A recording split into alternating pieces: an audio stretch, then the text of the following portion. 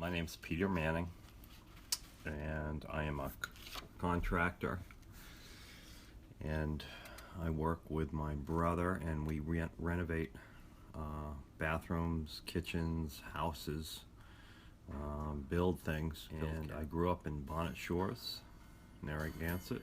In Bonnet Shores there was two beaches, big beach and a little beach, a walking distance to the water. Thanks to Jacques Cousteau and a lot of the specials he had on TV, I grew up with a link to the water and loved the water and loved diving and snorkeling and skin diving. And so in 10th grade I got certified with scuba diving and took all my friends because nobody else was certified, so I had to teach them how to dive. But being so close to the water, it was really cool because we could at any time make it to the water. Even if we didn't have cars, we didn't need to be driven, we could use our bikes. And we did night diving, we did all kinds of we did wreck diving on Bonnet Point to the old steamship paddle wheel shipwreck that we did 10th grade for a history report. That was really cool. We found all kinds of cool stuff. Brass binoculars, stencils with the ship's name on them, actual silverware that said Rhode Island, the steamship Rhode Island on it. That was the reason why the Whale Rock Lighthouse, because of that shipwreck. Because that shipwreck wreck there, they decided to build the Whale Rock Lighthouse, and then the 38 hurricane actually took it out. Growing up in Rhode Island was my early bottle digging with my cousin John.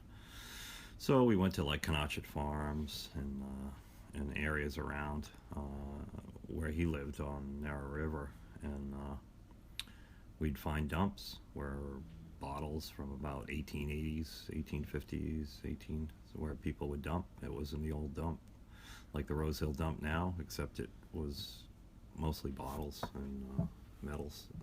And we used to dig with people, and we collect the bottles, and we trade bottles, and we collect the books, and it was cool. It was really neat. And we'd take wagons around, literally like little rascals, like all the way down to the pier, and then back to my cousin John's house. And we'd litter his yard with junk, and his mother would freak out. But it was really cool.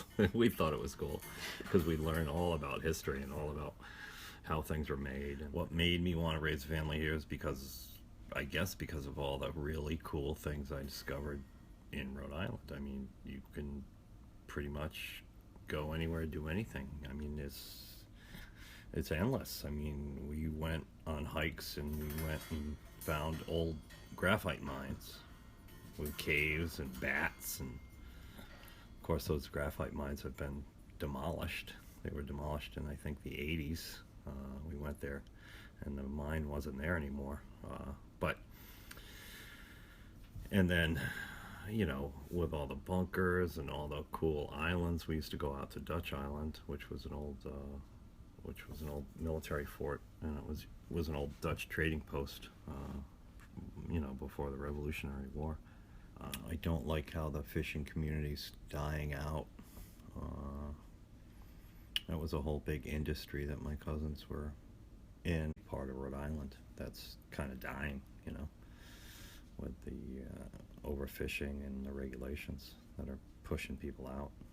So I guess there's a lot of hopeful things I could say about Rhode Island, which I see, which I hadn't seen, which is the renewable wind farm energy.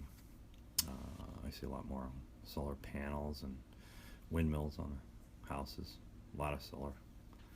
So I do have a lot of hope for the future for Rhode Island.